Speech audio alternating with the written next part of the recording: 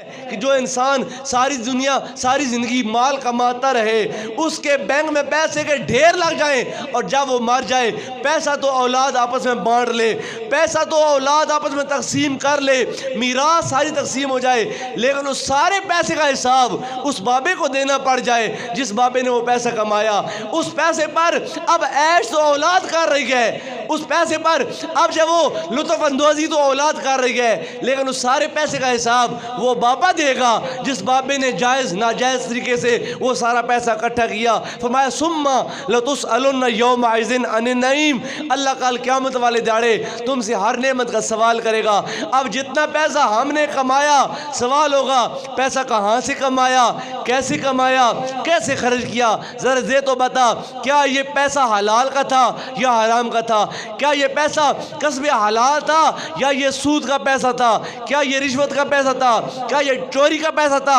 کیا یہ ڈاکے کا پیسہ تھا۔ اب وہ سارا پیسہ دنیا سے کما کر اکٹھا کر کے ہم نے اپنی تجوریاں بھر دیں، اور جب تجوریاں بھر گئی تو پھر قاصد آ گیا، کل نفس ذائقۃ الموت، بابا جی چلو اب تمہارے یہ سارے پیسے یہاں پر ہیں، تم آگے چلے جاؤ اگلے جہان میں۔ اور جب بابا اگلے جہان میں جائے گا اللہ تعالیٰ کے حضور کھڑا کیا جائے گا، اللہ کہے گا اے میرے بندے ذرا اس سارے پیسے کا حساب کتاب دے جو تو نے پیسہ کمایا۔ بندہ کہے گا یا اللہ پیسہ کمایا تو میں نے ہے لیکن خرچہ تو میں نے نہیں ہے۔ اللہ کہے گا ان سے بعد میں حساب لیں گے، لیکن پیسہ کمانے والا تو ہے، پہلے تو بتا کہ تو نے پیسہ کہاں سے کمایا تھا، کس طریقے سے کمایا تھا، اور وہ پیسہ کہاں پر تو نے خرچ کیا۔ بزرگوں، دوستوں، میرے بھائیوں، اس بات کو ہمیشہ اپنے پیش نظر رکھنا کہ آج کی یہ دنیا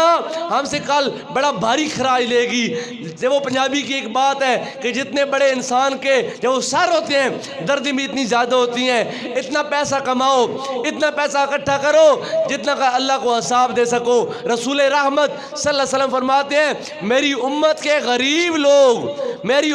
غریب لوگ امیروں سے 400 سال پہلے جنت میں داخل ہو جائیں گے۔ غریب لوگوں کے پاس اتنا پیسہ نہیں تھا، نہ پیسہ تھا نہ حساب دینا پڑا، ان کی نمازیں، ان کی عبادتیں، ان کی قرآن کی تلاوتیں، ان کے روزے ان کی بخشش کا سبب بن گئے۔ حضرت عبد الرحمن ابن عوف سرکار کے صحابی ہیں، مالدار صحابی ہیں۔ ایک دن مسجد نبوی میں حضور کے سامنے بیٹھے تھے تو سرکار نے عبد الرحمن ابن عوف کو دیکھا، تو سرکار نے عبد الرحمن ابن عوف کو دیکھ کر ایک ٹھنڈا سانس لیا، تو سرکار نے کہا ہائے عبد الرحمن، میں دیکھ رہا ہوں کل قیامت والے دن تو اللہ کے روبرو کھڑا ہوگا، حساب کتاب دے رہا ہوگا، اور تیرے مسلمان صحابہ بھائی تو اس سے پہلے جنت میں داخل ہو جائیں گے۔ صحابہ کرام میں سے جب عبد الرحمن ابن عوف نے یہ سنا پریشان ہو گئے، کہتے ہیں یا رسول اللہ کیوں؟ فرمایا تو مالدار بہت زیادہ ہے، تیرے پاس مال بہت زیادہ ہے، اور تیرا یہ مال کل تیرے لیے پریشانی کا سبب بن جائے گا۔ اور یہ وہ صحابہ ہیں جن کے بارے میں سرکار نے فرمایا کہ اصحابی کلہم عدول، میرے سارے صحابی ان میں سے ظالم کوئی بھی نہیں ہے، سارے عدل کے ستارے ہیں۔ فرمایا اصحابی کا نجوم فبأیہم اقتدیتم اعتدیتم، میرے سارے صحابہ یہ ہدایت کے ستارے ہیں۔ لوگوں تم میرے کسی صحابی کی نہ وہ رائے قدم پر چل پڑو، کسی میرے صحابی کے ساتھ اٹیچ ہو جاؤ، کسی بھی صحابی کے ساتھ مل جاؤ گے، اللہ تم کو ہدایت دے گا، کامیاب و کامران کر دے گا، اللہ تم کو سعادت مند بنا دے گا۔ وہ صحابہ جو سعادت مند تھے، جو جنتی تھے، جو عادل تھے، وہ صحابہ کرام جب انہوں نے یہ سنا کہ سرکار کہہ رہے عبد الرحمن میں دیکھ رہا ہوں کل قیامت والے دن تو اللہ کے روبرو کھڑا ہوگا اور تیرے صحابہ دوست جنت میں داخل ہو جائیں گے۔ صحابی کہتا ہے یا رسول اللہ کیوں، ایسا کیا ہے؟ تو سرکار نے فرمایا تیرے پاس مال بہت زیادہ ہے، تیرے پاس پیسہ بہت زیادہ ہے، اور تو اس سے اللہ تعالیٰ ایک ایک پائی کا حساب لے گا۔ اللہ پوچھے گا کہ یہ پیسہ کہاں سے کمایا، کیسے کمایا، کہاں خرچ کیا۔ اگر صحابہ جن کے پاس حلال کی کمائی تھی، جن کے پاس پاکیزہ رزق تھا، جو حرام کے ایک ایک لقمے تھے بچتے تھے، سرکار نے فرمایا ایک لقمے حرام کا وبال یہ ہے کہ اگر ایک لقمے حرام بندے کے پیٹ میں جاتا ہے 40 دن تک نہ تو اللہ بندے کی نماز قبول کرتا ہے، 40 دن تک نہ تو بندے کی دعا اللہ قبول کرتا ہے۔ آج مجھ کو اور آپ کو، ہم میں سے ہر ایک مسلمان کو اپنا محاسبہ خود کرنا ہے کہ آج ہمارے تمہارا شمار کس گروہ کے اندر ہے؟ تو فرمایا کہ پہلی علامت جو سعادت مندی کی ہے وہ یہ ہے زاہدن فی الدنیا وراغبن فی الآخرہ، دنیا سے انسان بیزار ہو جائے اور اپنی آخرت کی فکر کرے، اپنی آخرت کی طرف انسان رغبت کرے۔ وہ دنیا جو انلمیٹڈ ہے، جس کا کوئی کنارہ نہیں ہے، جو ختم ہونے والی نہیں ہے، یہ دنیا تو ختم ہونے والی ہے۔ ایک بندہ پیدا ہوا،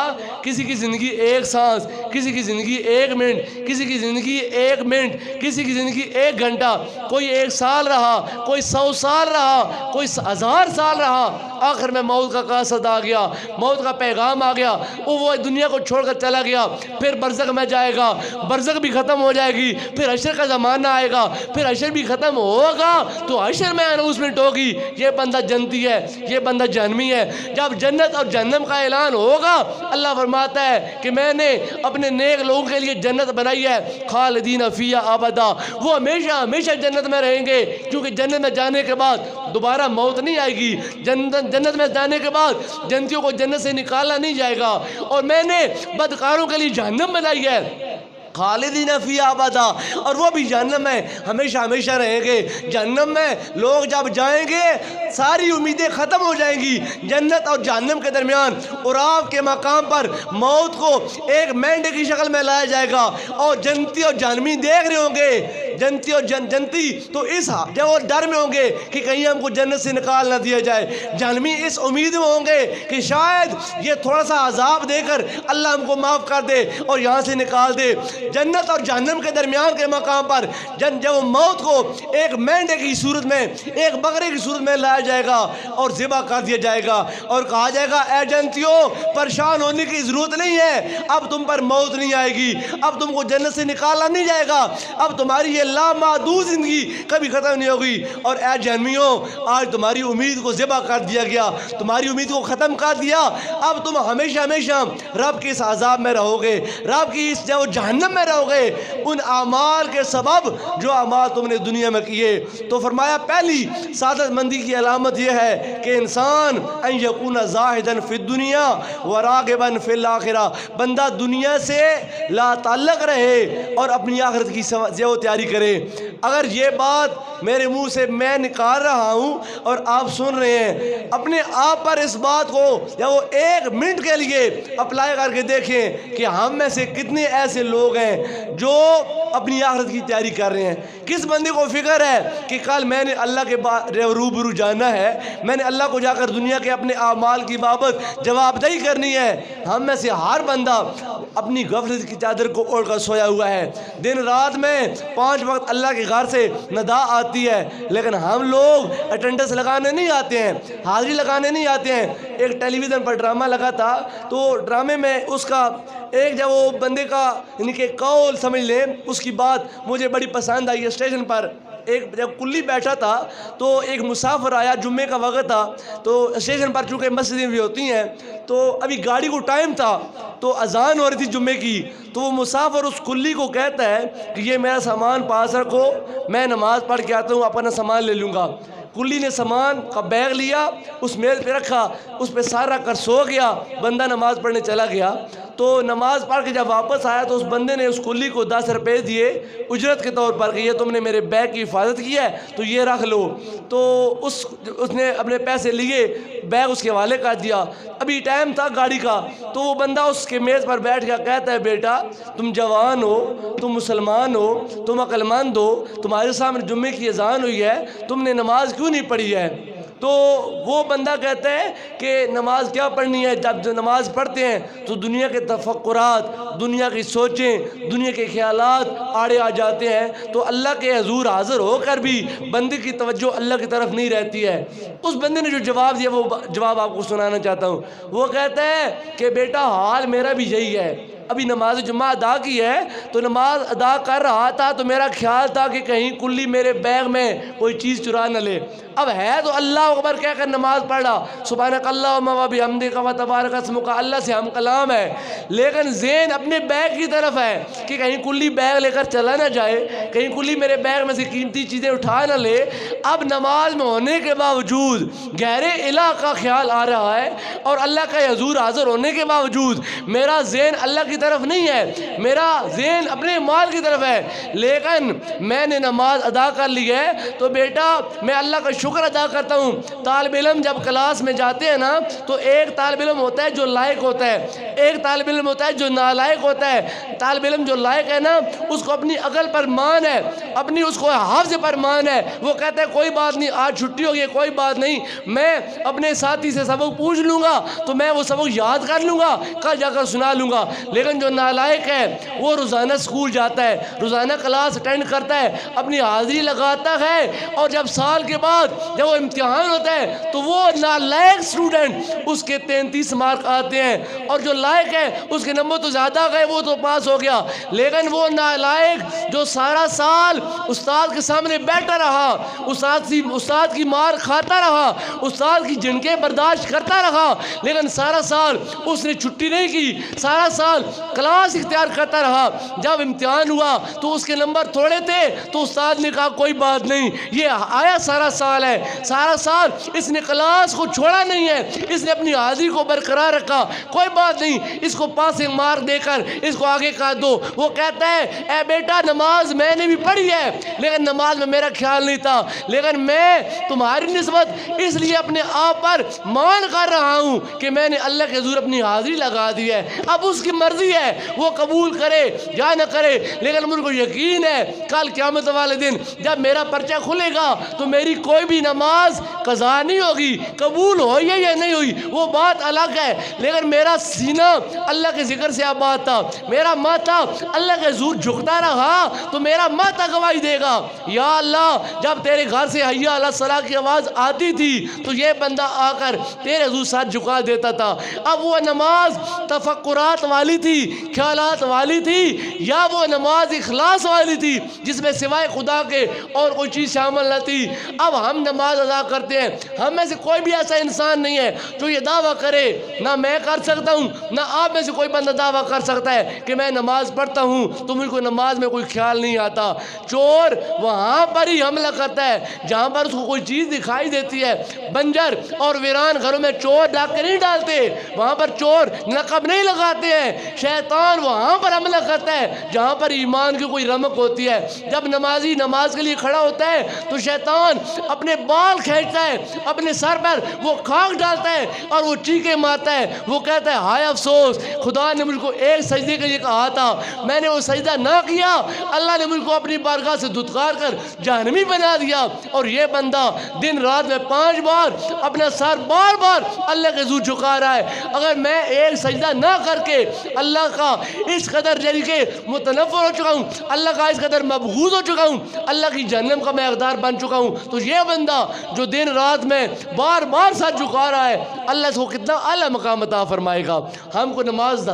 ادا کرنی ہے، نماز ادا کرنی چاہیے، نماز میں سرور آئے تب بھی، نماز میں سرور نہ آئے تب بھی، نماز میں اخلاص اور حضوری ہو تب بھی، نماز میں دنیا کے خیالات ہوں تب بھی، جب اذان کی آواز سنیں تو اپنے سارے کام چھوڑ کر اللہ کے حضور حاضر ہو جائیں۔ مسجد میں آ کر باجماعت نماز ادا کرنا یہ سنت موقدہ ہے، فرض نہیں ہے، واجب نہیں ہے۔ اگر آپ گھر پر نماز ادا کرنا چاہیں اپنے گھر نماز ادا کریں، اگر آپ باہر اپنے مویشیوں کے ساتھ ہیں وہاں پر نماز ادا کرنا چاہیں، سرکار فرماتے ہیں جو الت لی الارض مسجدا و طہورا، اللہ نے اس ساری زمین کو میرے لیے مسجد یعنی سجدہ گاہ بنا دیا اور پاک کرنے والی بنا دیا، مطلب ہم تیمم کر سکتے ہیں، پانی اویلیبل نہیں ہے، پانی میسر نہیں ہے، کوئی بات نہیں ہے، اپنی اس پاک زمین پر ہاتھ مار کر ایک جب وہ ہاتھ اپنے منہ پر مار لو اور پھر اپنے ہاتھوں پر مسح کر لو، یہ تمہارا جسم پاک ہو جائے گا۔ یہ طہارت حکمی ہے، تو اس طہارت حکمی کے ساتھ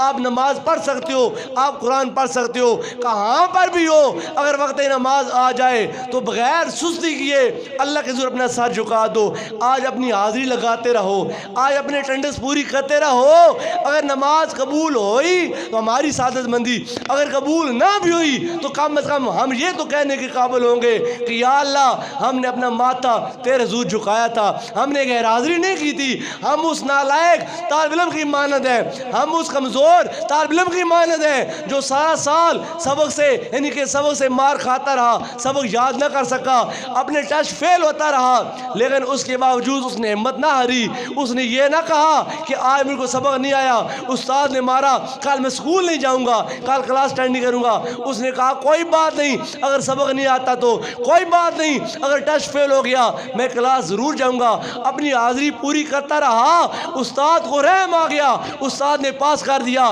कल खुदा को हम गुनाहगारों पर रहम आ जाएगा, अल्लाह हमारी छोटी इबादत को देखकर भी हमको जन्नत अता फरमा देगा। अल्लाह ताला की बारगाह में दुआ है जो कलिमात कहे हैं अल्लाह ताला अमल करने की तौफीक अता फरमाए। अल्लाह ताला हम सब को नमाजी बनाए। ये मस्जिद अल्लाह का घर है और इस मस्जिद का ताल्लुक़ इस बस्ती नथिया के साथ है। कल क़यामत वाले दिन इस बस्ती का हर आकिल बालिग मुसलमान अल्लाह ताला का जवाब दे होगा कि उसने अल्लाह के इस घर को आबाद करने में अपना कितना किरदार अदा किया। कल क़यामत वाले दिन कुल्लु मन अलैहा फ़ान, हर चीज़ फ़ना हो जाएगी, लेकिन सरकार ने फरमाया ये मस्जिद जो है ना ये फ़ना नहीं होगी। अल्लाह के घर कायनात पर जितने भी हैं, खा वो छोटा सा है या मस्जिद हराम है, बहुत बड़ी मस्जिद है, फरमाया छोटी सी छोटी मस्जिद, बड़ी सी बड़ी मस्जिद, ये फ़ना नहीं होगी। और कल क़यामत वाले दिन अल्लाह इन मस्जिदों में क़ुव्वत तजाज़बी मगनतीसी क़ुव्वत पैदा कर देगा। मगनतीस के पास अगर लोहा रखा जाए ना